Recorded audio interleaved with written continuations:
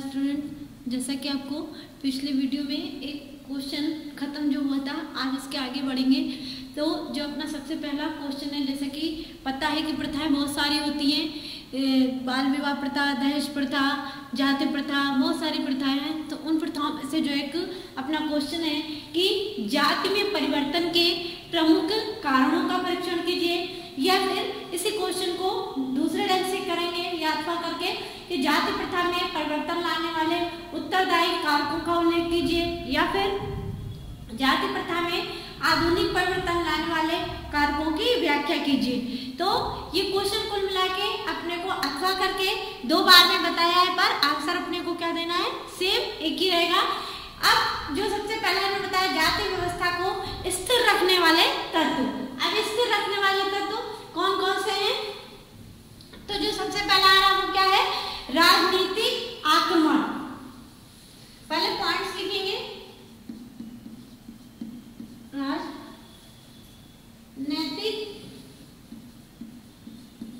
आक्रमण।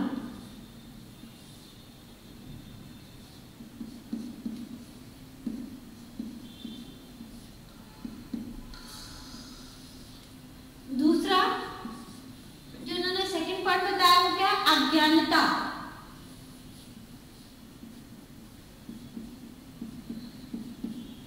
तीसरा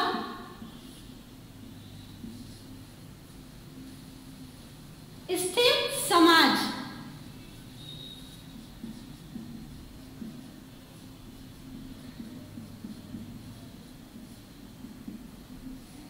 चौथा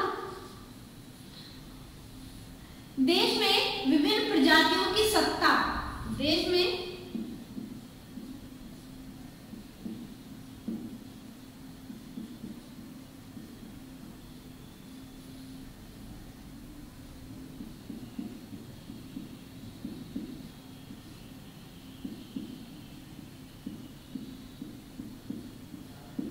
सत्ता।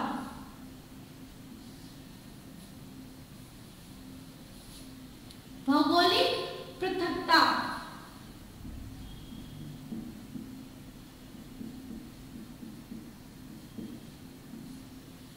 भौगोलिक पृथकता।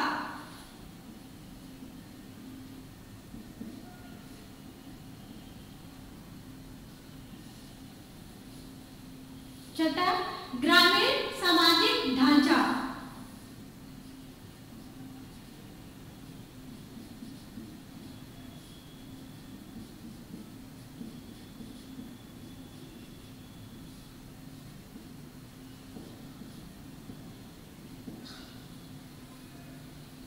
ये 6 पॉइंट जो है, तो सबसे पहले जो इन्होंने बताया कि राजनीतिक आक्रमण मतलब जब किसी देश का कोई नई जाति या प्रजाति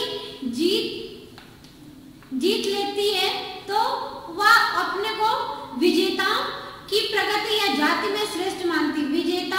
विजेतियों तो देखते हुए उनके साथ बहुत कम राष्ट्र जो सामाजिक संपर्क रखते हैं, वो इसी प्रकार जाति भेद उत्पन्न करते हैं। ये क्या था, राजनीतिक राजनीतिक आक्रमण।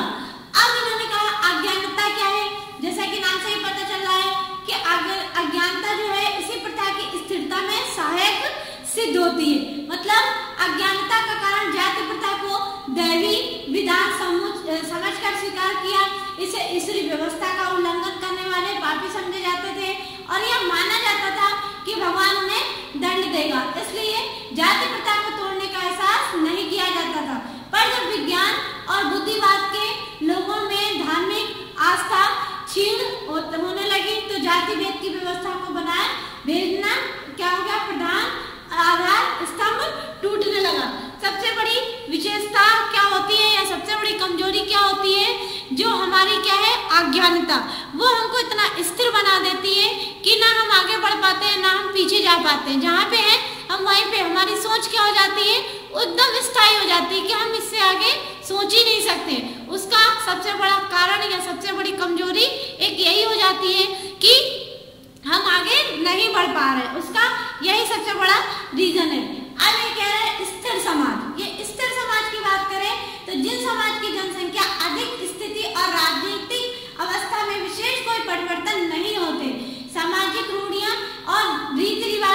स्थायी रूप में चलते रहते हैं वे स्थिर समाज कहलाते हैं। मतलब जो इन्होंने बात करी वो क्या कह रहे हैं कि जिनमें जाति प्रथा को प्रोत्साहन मिलता है, भारतीय समाज में मध्यकाल में गतिशीलता कम हुई और जाति भेद की व्यवस्था का बोलबाला हुआ। मतलब ये जो जाति प्रथा थी इसका क्या हो गया बोलबाला, मतलब इसका एक तरह से प्रभाव ज्यादा फैल गया, उसकी ये बात कर रहे हैं। फिर इन्होंने कहा कि देश में विभिन्न प्रजातियों की सत्ता, मतलब एक जाति की बात न करके बल्कि कई जातियों की बात कर रहे हैं कि देश में विभिन्न प्रजातियों की सत्ता।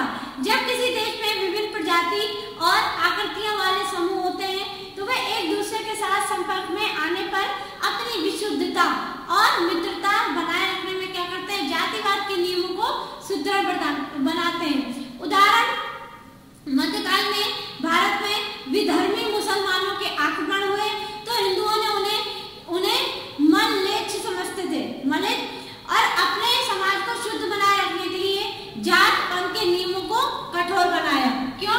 क्योंकि हमारा जो एक देश था वो क्या बन सके, सुदृढ़ बन सके। फिर इन्होंने कहा भौगोलिक पृथकता। भौगोलिक पृथकता मतलब जो यातायात के साधनों का अभाव भी विभिन्न जातियों के पारस्परिक संपर्क में बाधा उत्पन्न करता है।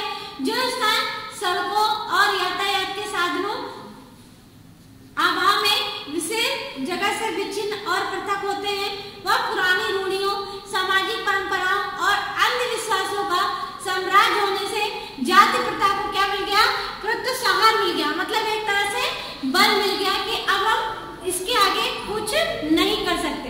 फिर इन्होंने कहा ग्रामीण सामाजिक ढांचा। भारत ग्रामों का देश है। ग्रामों मतलब वहाँ पे हमारी जनसंख्या शहरों की भी है और गांव की भी है, तो भारत एक ग्रामीण क्षेत्र भी है और देश भी है। तो यहाँ का समाज जो है ग्रामीणता का क्या करता है, प्रतिनिधि है। इसी कारण जहाँ जाति प्रथा का विकास, जहाँ पे जाति प्रथा का विकास होता है, ग्रामीण सामाजिक ढांचे में प्राय क्या हो जाते हैं, परिवर्तन होते चले जाते हैं। वो इसलिए होते हैं कि व्यक्ति की सामाजिक स्थिति उसके जन्म पर निर्भर करती है। इससे जाति व्यवस्था को क्या मिल जाता है, प्रोत्साहन मिल जाता है। मतलब जो एक ढांचा इन्होंने बताया वो यही है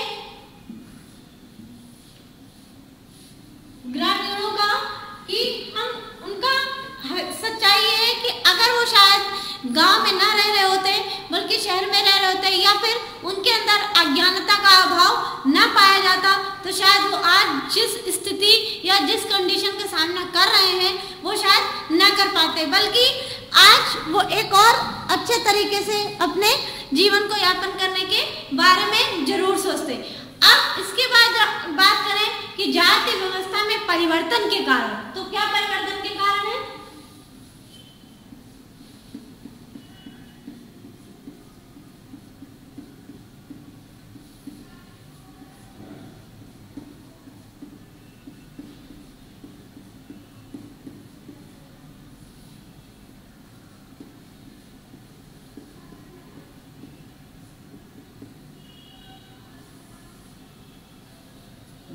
जो सबसे पहला नर्मदा राजनीतिक आंदोलन, पहले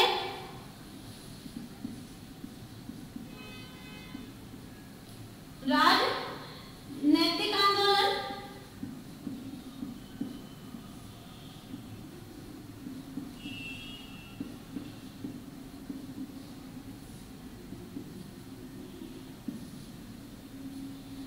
दूसरा पश्चिमी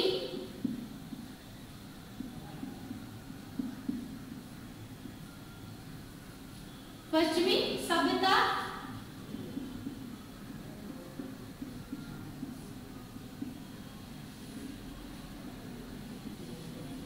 और अब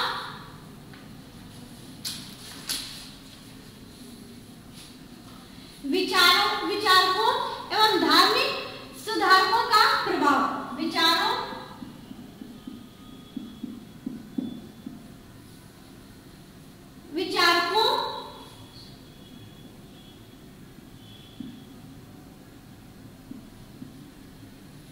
विचारकों एवं धार्मिक सुधारों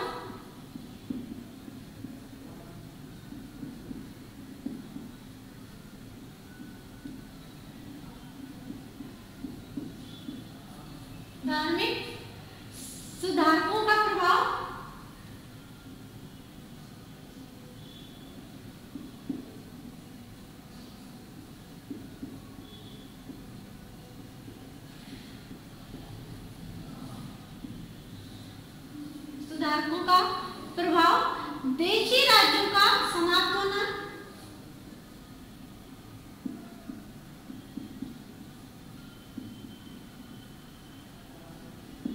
देशी राज्यों का समाप्त होना, और पांचवा धन का महत्व और शिक्षा,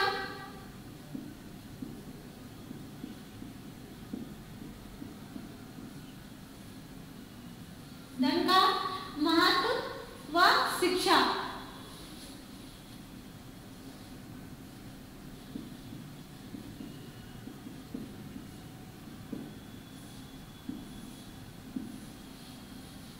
धन का महत्व व शिक्षा, नए कानूनी व्यवस्था,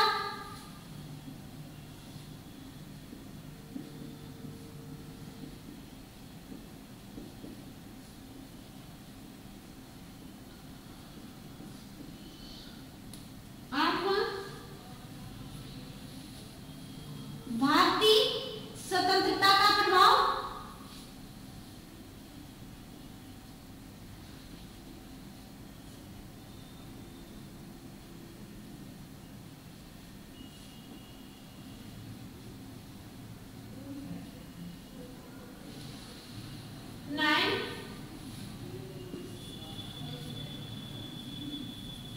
औद्योगिकरण, नगरीकरण, औद्योगिकरण,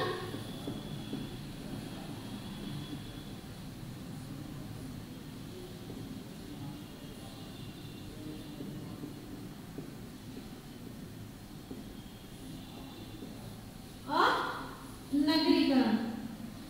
फिर आवागमन और संदेश वाहन के साधन,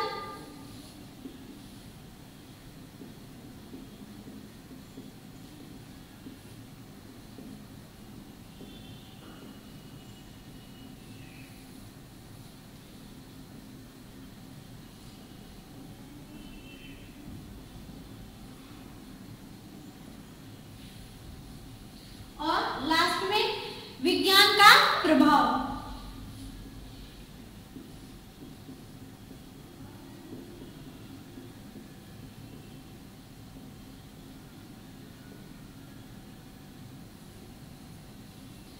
ये क्या थे?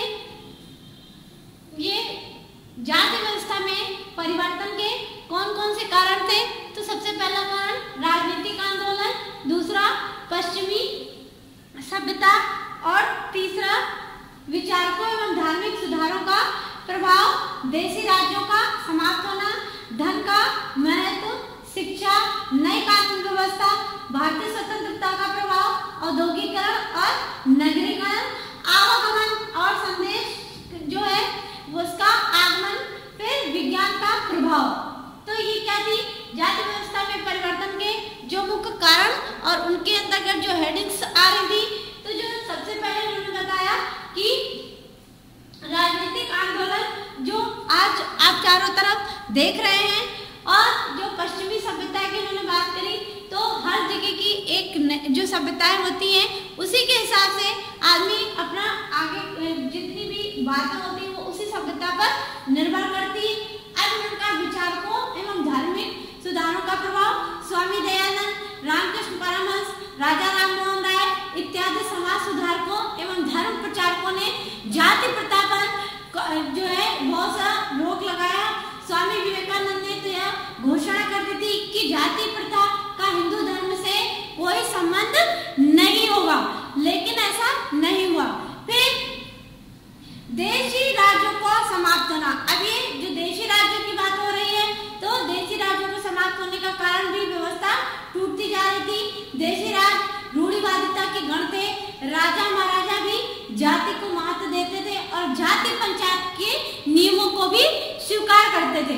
फिर उन्होंने कहा धन का महत्व। आजकल आर्थिक स्थिति सामाजिक प्रतिष्ठा का आधार होती है, मतलब जिससे लोग अपने जाति का व्यवसाय छोड़कर धनोपार्जन के तरीके अपनाकर जाति मान्यताओं की सीमा को लांघ रहे हैं। मतलब कि एक निधन ब्राह्मण ने एक धनी चमार का सम्मान अधिक है। क्यों? अर्थात जन्म के आधार पर सामाजिक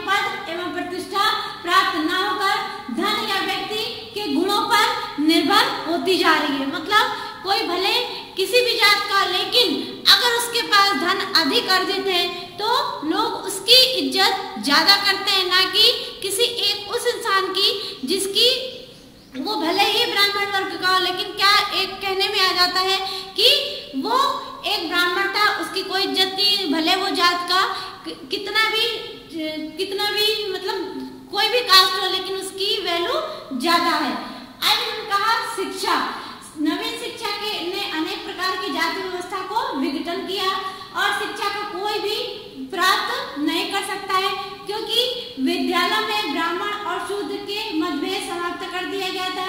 शिक्षा ग्रहण करके निम्न जाति का व्यक्ति भी समाज के उत्तर को क्या करता था, पद प्राप्त करने की कोशिश करता था। साथ ही आधुनिक शिक्षा प्रणाली भी जाति व्यवस्था के लिए हानिकारक क्या बन गई, प्रचार बन गई। इसी कारण नवयुवक के मस्तिष्क में प्रारंभ जाति की अपेक्षा की भावना विकसित होती चली गई। अब नई कानून व्यवस्था, अंग्रेजों के आगमन से पूर्व इस देश में अनेक प्रकार की कानूनी व्यवस्था जो थी वो क्या होती चली गई, प्रचलित होती चली गई। जाति भेद के सिद्धांत को स्वीकार करती थी। ब्रिटिश ने जो नई कानून व्यवस्था, इस व्यवस्था ने स्थापित की, उसका मूल सिद्धांत जो था वो यही था। अब इनका भारतीय स्वतंत्रता का प्रभाव, भारतीय संविधान ने सबको समानता का अधिकार दिया है, इसमें ऊंच नीच की भावना समाप्त हो गई, व्यवसाय की कानूनी स्वतंत्रता मिल गई, सबको एक समान देखा जाने लगा। प्रत्येक व्यक्ति जो वयस्क है वह मध्यधिकारी है। अस्पृश्यता को जो इन्होंने अपराध घोषित किया था वो समाप्त हो गया। फिर इसके बाद इन्होंने कहा आधुनिकीकरण, मतलब जो देश के आधुनिकीकरण जाति प्रथा को निर्बल बनाने में पूर्ण सहयोग देते थे। आज क्या हो गए, बड़े बड़े कारखाने खुल गए हैं, जिससे लोगों को क्या हो गया, रोजगार प्राप्त हो गया है। ऊंचा नीचा और छुआछूत की भावना जो थी वो सब समाप्त हो गई। नगरीकरण, औद्योगिकरण जो थे वो फलस्वरूप बड़े बड़े नगरों का विकास हुआ, वहाँ पे जनसंख्या अधिक निवास करने लगी, नियमों का पालन करने लगे। उंगली उठाने वाले व्यक्ति को कम लोग पसंद करते थे।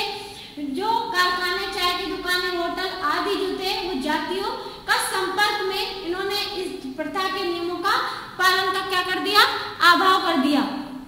फिर अभाव को असंभव बनाने की पूर्ण कोशिश करी। आधुनिक शहरों में जाति नियमों को बहुत कुछ समाप्त कर दिया। फिर आवागमन और देश ये कह रहे हैं आवागमन और संदेश वहन के साधन, आवागमन और संदेश वहन के साधनों में प्रभाव के कारण भौगोलिक पृथकता भी कम होती चली गई। वो इसलिए हो गई कि अधिकाधिक एक जाति के सदस्य अन्य जाति के सदस्य में संपर्क में आने लगे और एक दूसरे को समझने का प्रयास करने लगे। फिर जातियों की दूरी समाप्त होने लगी। विज्ञान का प्रभाव, तो ये जो विज्ञान का प्रभाव उन्होंने बताया वो क्या है कि एक वैज्ञानिक युग में विज्ञान के चमत्कारिक आविष्कारों में प्रभावित होकर भारतीय समाज की रूढ़िवादिता और अंधविश्वास क्या हो जाता है, समाप्त होता जा रहा है और वैज्ञानिक दृष्टि से विकसित भी होता जा रहा है। तो जाति प्रथा जिन सिद्धांतों पर आधारित है वे विज्ञान द्वारा असत्य सिद्ध होते जा रहे हैं। तो आपका ये जो क्वेश्चन था कि जाति व्यवस्था में परिवर्तन के कौन से कारण हैं या फिर परिवर्तन लाने वाले कारक कौन से हैं, तो आज के ये दोनों क्वेश्चन यहीं पे समाप्त हुए। आगे नेक्स्ट वीडियो में हम भारत में जाति व्यवस्था के भविष्य में क्या उल्लेख होगा उसके बारे में, उसके निबंध के बारे में व्याख्या करेंगे।